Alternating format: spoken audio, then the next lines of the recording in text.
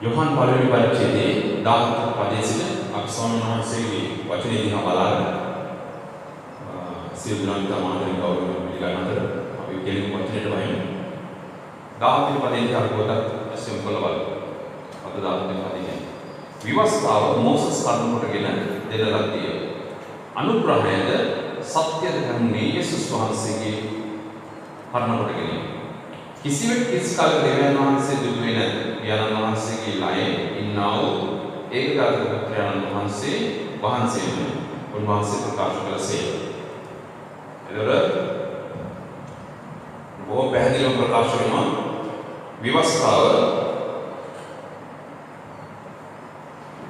විවස්ථාව Moses කරුණ කොටගෙන දෙන ලද්දේ.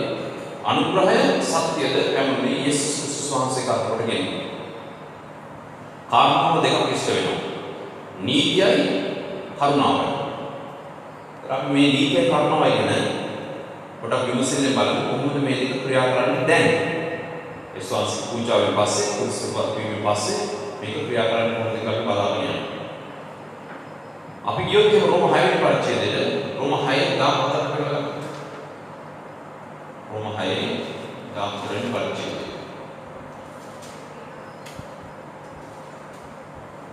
රෝම 6 14 ඒක කියනවා මක්නිසාද දෙවියන් වහන්සේගේ ආත්මයන් වහන්සේ විසින් ගෙනියනු ලබන යම් පමණ දිනක් ඇද්ද එපමණ දෙවියන් වහන්සේගේ පුත්‍රයෝ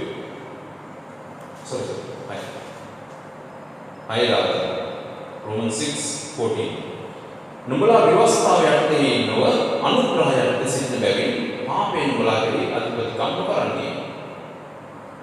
මොකද උන්වහන්සේ කියන්නේ?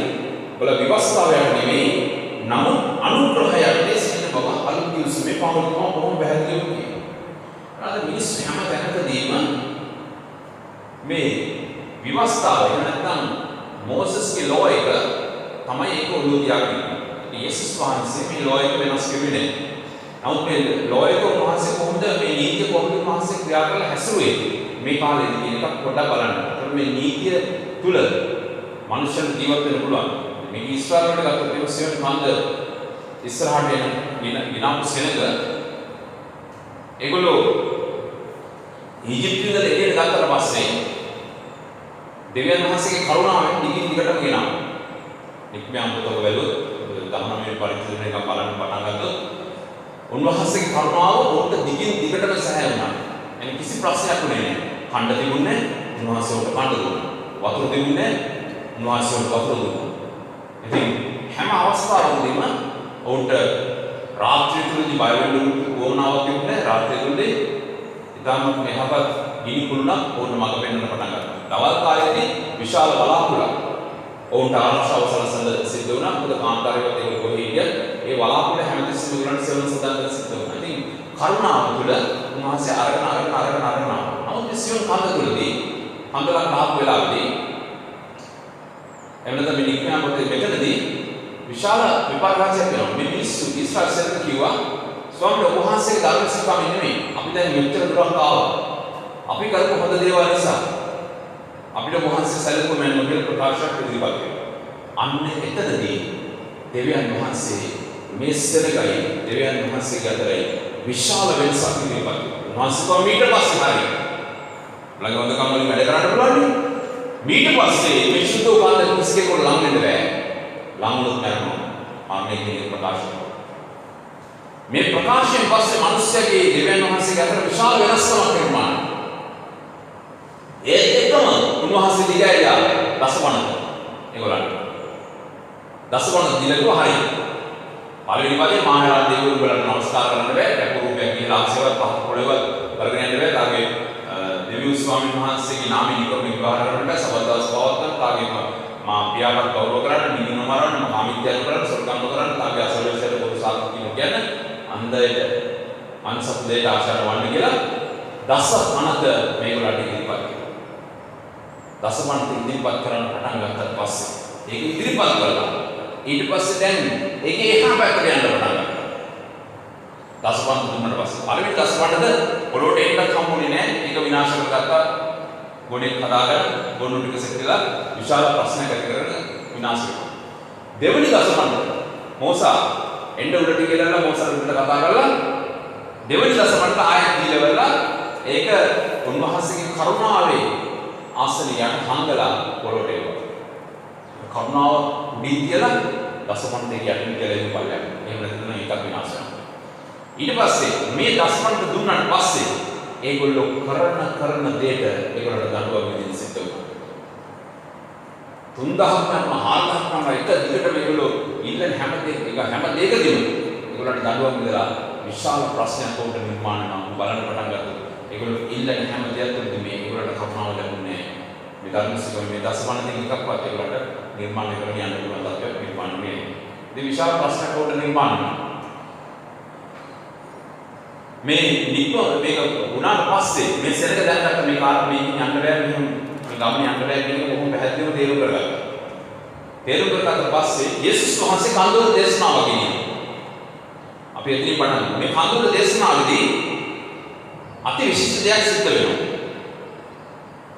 උන්වහන්සේ විවස්ථාව ගැන ජීවත් වෙන ක්‍රමය ගැන පැහැදිලි දර්ශනයක් කඳුළු තියාගෙනවා.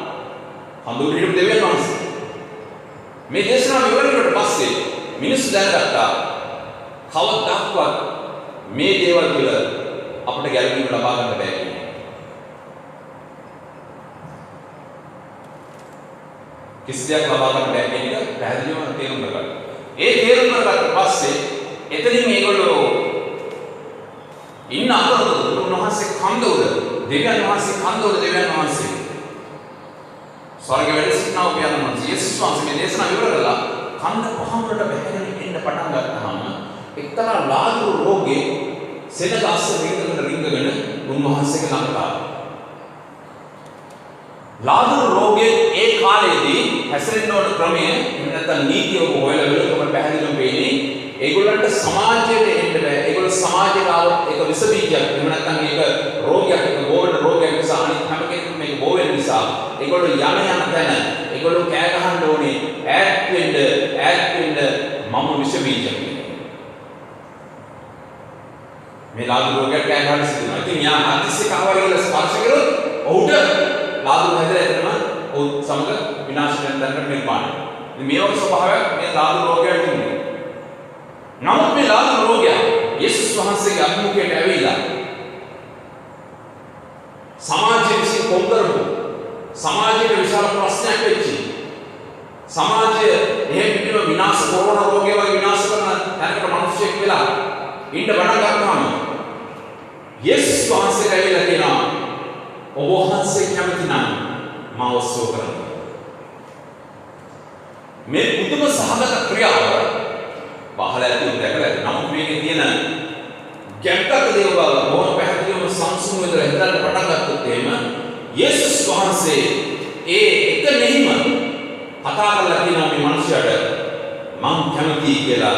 උන්වහන්සේ එතන ඉන්නේ නැහැ. දුවගෙන ගිහිල්ලා මේ මිනිහයාව ස්පර්ශ කරනවා.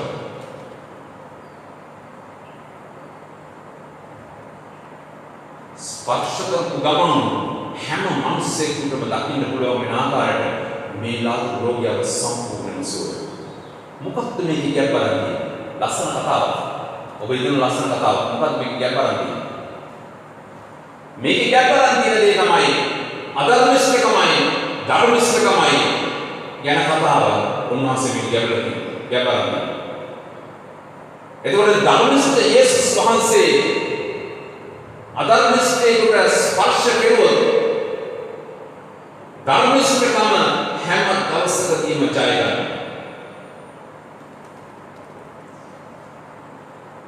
හැම දවසකම ජය ගන්න නිසා තමයි එදා උන්වහන්සේ පෙන්වන්නේ දෙවියන් වහන්සේ වදහන යේසුස් වහන්සේ වදහන මිනිසෙක් යම් කෙනෙක්ව ස්පර්ශ කරුවොත් ඔහු අනිවාර්යයෙන්ම සුව වෙනවා. යටත් වෙනවා. ජය ගන්නවා. ඕනෙ.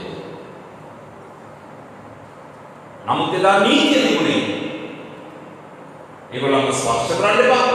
ඒගොල්ලන්ගේ ළඟට යන්න එපා. කියන කතාව. මිනිස්සු බයයි. ලාදුරු රෝගී කියනවා දැක්කම ඒගොල්ලෝ දුවනවා. කොරෝනා රෝගයක් කියනවා දැක්කම ඒගොල්ලෝ දුවනවා. ඒ ඔයගොල්ලෝ දන්නේ නැති නිසා යේසුස් වහන්සේගේ බලය කොච්චරද කියන්නේ. අද ඔයගොල්ලෝ එහෙම දුවන්න අවශ්‍යතාවයක් නැහැ. කිසිම හේතුවක් නැහැ. මාතුළු ජීවිත යේසුස් ක්‍රිස්තුස් වහන්සේ මට සියල්ල කළේ. 1 යෝහන් 4:4 කියනවා සියල්ල කළේ. මාතුළු සිත තැනන වහන්සේ ලෝකේ කාටවත් අබාරවද? එතකොට මේ ධර්මිෂ්ඨකමයි අධර්මිෂ්ඨකමයි. ධර්මිෂ්ඨකම හැමතිස්සෙම ජය ගන්නවා. ධර්මිෂ්ඨකම හැමතිස්සෙම උඩින් සිටිනවා. ධර්මිෂ්ඨකම පරාජය කරන්න අන්ධකාර ලෝකයට කවදාවත් බැහැ. එතකොට ඔබ ගිහිලා මේ කොරෝනා රෝගයේ කියන මානසික ආතතියවත් ස්පර්ශ කෙරුවොත් ඔබ යේසුස් වහන්සේ විශ්වාස කරන මනුස්සයෙක් නම් ඔහු එවලම සුව වෙනවා අනිවාර්යයෙන්. නීතිය ආණ්ඩුවෙන් කියන්නේ මාස්ක් එක දාගෙන ළඟට යන්න එපා. ස්පර්ශ කෙරුවොත් අතවදන්න කකුල් හොදන්න. ඔය සියල්ල කරන්න. නමුත් ඔබේ ධර්මස්ථ ආත්මය අරගෙන මනුෂ්‍ය ජීවිතය දුන්නොත් ඔබ දෙන ජීවිතේ ඔහු ජීවත් වෙනවා අනිවාර්යයෙන්ම බැහැ. මම කියන්නේ අපිට ආණ්ඩුවේ දෙන නීති වලට පටහැනි යන්නේ කියලා. නමුත් මම ඔබට කියන්නේ ආත්මික ජීවිතය තුළ ඔබ යන මේ ගමනේ ඔබ දකින්න ඕන දැස් ඔබ විශ්වාස කරන්න ඕනේ. එතකොට ඔබ ඒ විශ්වාස කරන්න පටන් ගත්ත ගමන් ඔබ ස්පර්ශ කරන ඔබේ ඇතුලේ තියෙන බය සම්පූර්ණයෙන්ම තුරන් වෙලා ගිහලා ඔබ හැම තිස්සෙම ජයමාවත ඔබ ජීවත් වෙන්න නිර්මාණය. ආමෙන්. ප්‍රශංසා වේවා. තව කතාවක් බලන්න. අපි ලූක් පොතේ ලූක් 18:19 පරිච්ඡේද දෙක. මේ පරිච්ඡේද දෙකේ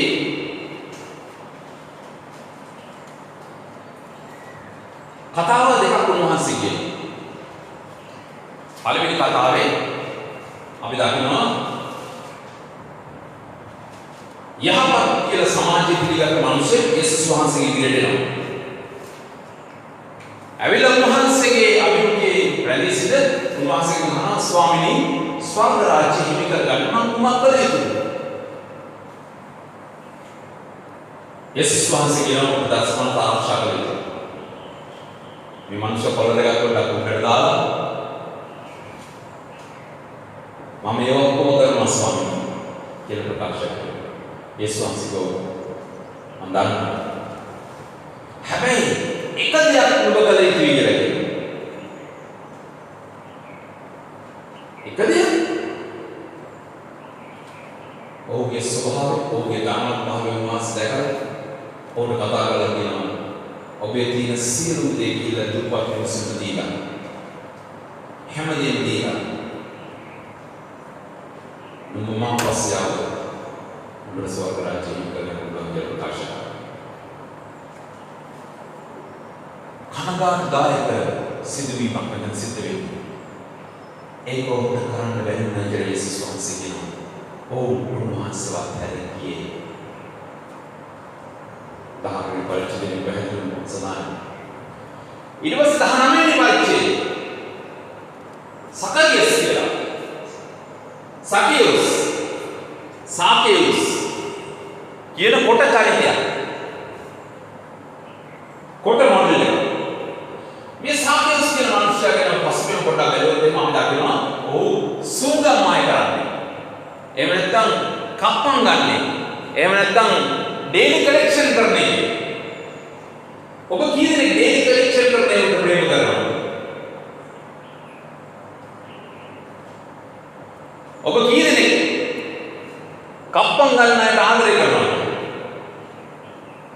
සල්ලි ගන්න ඉස්සර නම් ආදරය කරනවා. ගත්තට පස්සේ හෙඩිගිදී දවස් ගන්න උඩින් නැන්ස උඩේ හම්බක් වෙන්න කියලා ප්‍රකාශ කරනවා. ඉතින් ඒ හා සමාන මිනිසෙක් තමයි මේ සාකේයුස් කියන මිනිසයා. කොටින්ද මේ යේසුස් වහන්සේගේ අහලා තියෙන උන්වහන්සේගේ දේශනාවෙන් අහලා තියෙන නිසා උන්වහන්සේව දැක ගන්න. සාකේයුස් දන්නවා එයාගේ ජීවිතයේ මේ කරගෙන ගිය දේවල් නිසා කවදාකවත් යේසුස් වහන්සේ කියන කෙනෙක්ව ළඟ කරගන්නත් යට බෑ. යට ඇසින් දකින්න විතරයි පුළුවන් කියන අදහස ඇතුව. සාකේයුස් කල්පනා කරනවා කමක් නැහැ. මට මේ උන්වහන්සේව දැක්කත් ඇති. මගේ හිත සනස ගන්න. මොකද මේ සල්ලි එකතු කරුවාට මේ ලෝකෙ තුල ජීවත් වුණාට මම හිතේට මේ සාකේයුස් කියන මනුස්සයාට හිත ඇතුලේ කවදාකවත් සමාදානයක් තිබුණේ නැහැ. යන්නේ නැත්නම් ඔහුගේ දොස් අහන්න ඕනේ. යන්නේ නැත්නම් මිනිස්සුන්ගේ උඩින් වෙන්න හොඳ නෙමෙයි. අතුලාන්තේ ඔහුට වෛර කරන බව ඔහුට පැහැදිලි වෙනවා. ඉතින් ඔහු ගෙදර ගිහින් නිදා ගන්නකොට ඔහුට හිතේ සමාදානයක් නැති වෙනවා. නමුත් මේ යේසුස් වහන්සේ වහන්සේගේ වචන නිසා ඔහුගේ ජීවිතේ බොහොම සමාදානයෙන් දැන් නිර්මාණය වෙලා තියෙනවා. ඉතින් ආසයි යේසුස් වහන්සේ කවුද කියලා දැක ගන්න කියලා සාකියෝස් සැලසුමක් නිර්මාණය කළා නැග්ගා එතන යේසුස් වහන්සේ එන මඟ ගහකට. මේ හදවත දකින්නා වූ ස්වාමීන් වහන්සේ මිනිස්සුන්ගේ හැම දෙයක්ම දකින්නා වූ ස්වාමීන් වහන්සේ දැක්කා බෝඩ්ඩුවේ කුණාටුව වෙලාවේදී උන්වහන්සේ කන්දවල ඉඳලා දැක්කා කියලා ප්‍රකාශ කරනවා. කුණාටුව ඇතුළේ දඟල දාලා ඉන්න මේ සෙනග උන්වහන්සේගේ ගෝලෙ ටික උලන් හිට බැදගන්න ලැබෙලා දාන්න ඉන්න පටන් ගත්තාම උන්වහන්සේ ඒ කුණාටුව ළඟට ඇවිල්ලා ඒව සම්පූර්ණ සමාදානය කළා. ඉතින් හැම මිනිසෙකුම සිත් උන්වහන්සේ පැහැදිලිවම දකිනවා. ඒවා ඇතුළේ යන දේවල් ඒගොල්ලන්ගේ උඩින් ඉදිරිපත් කරන දේවල් මේ ඇතුළාන්තය දකින ස්වාමීන් වහන්සේ මේ කිසි දෙයක් සම්බෝධ කරන්න බැරි නිසා මේ සාකේවුස් කියන මනුස්සයාගේ ඇතුළාන්තය උන්වහන්සේ දැක්කා. සාකේවුස් ගහවකට නැගලා කිව්වේ ස්වාමීනි මම සාධාරණ විදිහට ජීවත් වෙනවා මම කොහොමද දසේ කොටස් දෙනවා මම මගේ ජීවිතේ බොහොම පැහැදිලිවම හැම කෙනෙකුට කිසි කෙනෙකුට කරදරයක් කරන්නේ නැහැ මගේ රාජකාරිය මම හරියට කරනවා කියලා සාකේවුස් කිව්වේ නැහැ. සාකේවුස් එක වචනයක් එතන ප්‍රකාශ කරනවා කියලා නිර්මාණය වෙන්නේ. එකම දේ ඔහු ගහවකට වෙලා හිටියා. හැබැයි ගහවකට යන්න ඔහු සිත අලුත් කරගන්න. එහෙම නැත්නම් ඔහු ගහවකට නැගින්න බැහැ. රෝම 12 පරිච්ඡේදයේ කියනවා ජීවිතයේ මිනිස්සේ ලබන බලවත් දේ තමයි ඔහු සිත අලුත් කරගත්තොත් මම මගේ පියාණන් වහන්සේ ගාවට යනවා කියන්නේ. එතන මේ බලවත් වචනයත් එක්ක සාකේවුස් මේ ගහවල ඉන්න වෙලාවේදී යේසුස් වහන්සේ හරියටම සාකේවුස්ගේ මග එනවා. ඇවිල්ලා මේ සාකේවුස් ගහවලින් දැකලා කිව්වා සාකේවුස් එක්ක කතා බහමුත් කෙරුවේ නැහැ. කිසි කතාවක් කෙරුවේ නැහැ. මේ සාකේවුස් අද මම එහෙ එනවා උඹලා ගෙදර කෑම කන්න. එච්චරයි කිව්වේ. සාකේවුස් ගහින් බැහැ. ගෙදර දුවලා එයා යේසුස් වහන්සේගේ කොයි තරම් ආදරය කරද උන්වහන්සේගේ වචන වලට කොයි තරම් තීව්‍ර වුණාද කියලා අපි දකිනවා. කෑම ලෑස්ති කළා හැම දෙයක්ම යාගෙන ඉඳලා ලෑස්ති කරා. ඇයි සාකේවුස්ට කිසිම දෙයක් කරන්න බැහැ. පුංචි වචනයක් තුළ සාකේවුස් වහන්සේ විශ්වාස කළා ගෙදර ගිහිල්ලා යේසුස් කිව්වා වගේම ගෙදරට ඇවිල්ලා කෑම කතා ඉන්න ගමන් කෑම කාලා ඉවරනට පස්සේ සාකේවුස් මුළු විශ්වය පුදුම වෙන කතාවක් මුළු ඊශ්‍රායලට දෙන්න බලනවා. සාකේවුස් කියනවා මං කාගේ හරි හොරකම් කරලා තියෙනවා. 4 ගුණයක් මම හිතාට දෙනවා. මං කාගේ හරි අනවශ්‍ය දෙයක් අරන් දෙනවා. ඒ කෙනාට 4 ගුණයක් මම දෙනවා. මගේ තියෙන හැම ධන සම්භාරයකින්ම 150 මම මුළු හැම කෙනෙකුටම මේක බෙදලා දෙනවා. යේසුස් වහන්සේ කිව්වේ සාකේවුස් වැඩ එක දෙයක් අඩුයි කියලා කිව්වේ නෑ.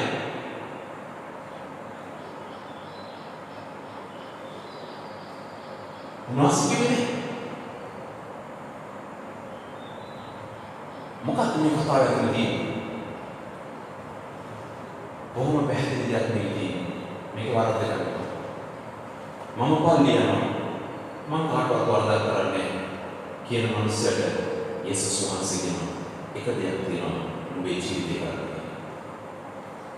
නමුත් තමන්ගේ වරද පිළිඅරගෙන ජීවිතේ හරි ගස්සන තම මනුස්සයට ස්වාමීන් වහන්සේ කියනවා අද මේ ගෙදරට ගැලවීම නිර්මාණය වෙනවා කියලා.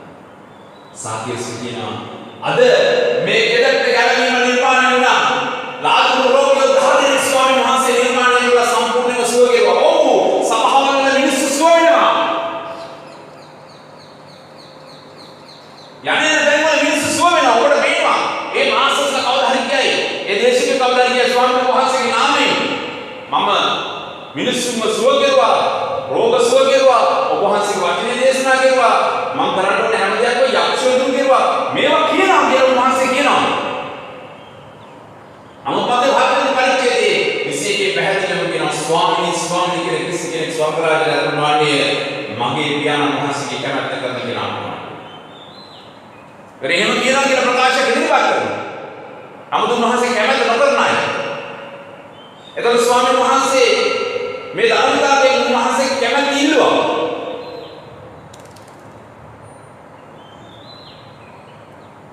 ඔහු ධර්මස්වරම් ප්‍රකාශ කරන නිසා ඔහු හිස්සක් ගියා. සාකේවුස් ඉල්ලන් ඉස්සලා උන්වහන්සේ දුන්නා. ධනවතා සදාකාලික ජීවිතය නැති කරගත්තා. සූදානම් කරන්න උන්වහන්සේ කරුණාව ලබා ගත්තා. සෙනවන් සහෝදරනේ ප්‍රථමයේ අන්තිමයේ කියන කතාව මෙන්න මෙතනදී විශාල පැහැදිලිව නිර්මාණය වෙනවා. ඒ සම්බන්ධයෙන් තිබ්බේ උදාහරණයක් මෙන්න මේකයි. අද අපි ජීවත් වෙන කරුණාවේ මිනිස්සුන්ට ඇඟිලි දික් කරන්න එපා. ඒක නවත්තන්න. ඇඟිලි දික් කරපුවාම දික් කරගෙන යන ස්වාමීන් මගේ අතට වෙච්ච හැම වරදක්ම මම හදාගන්නවා. යේසුස් වහන්සේගේ නම ගැලවීම අද ඔබට නිර්මාණය වෙනවා. යේසුස් වහන්සේගේ නාමයෙන් සියලු ඔබන්සේ කරුණාව ඔබට ලැබේ. සියලු දේ ඔබට යහපත් වේ. හැම අතකින්ම ඔබ ජය ලබයි. ස්වාමීන් වහන්සේගේ ජය ඔබත් එක්කයි. යේසුස් වහන්සේගේ නම ඔබට ජේසුස් පිටත් ස්වාමීන් වහන්සේ වචනය අසා සම්පූර්ණ ගැලවීම ඔබේ නිවසට ඒ ගැලවීම ආදී කියලා අපි විශ්වාස කරනවා. යේසුස් වහන්සේගේ නාමයෙන් ආමේන්.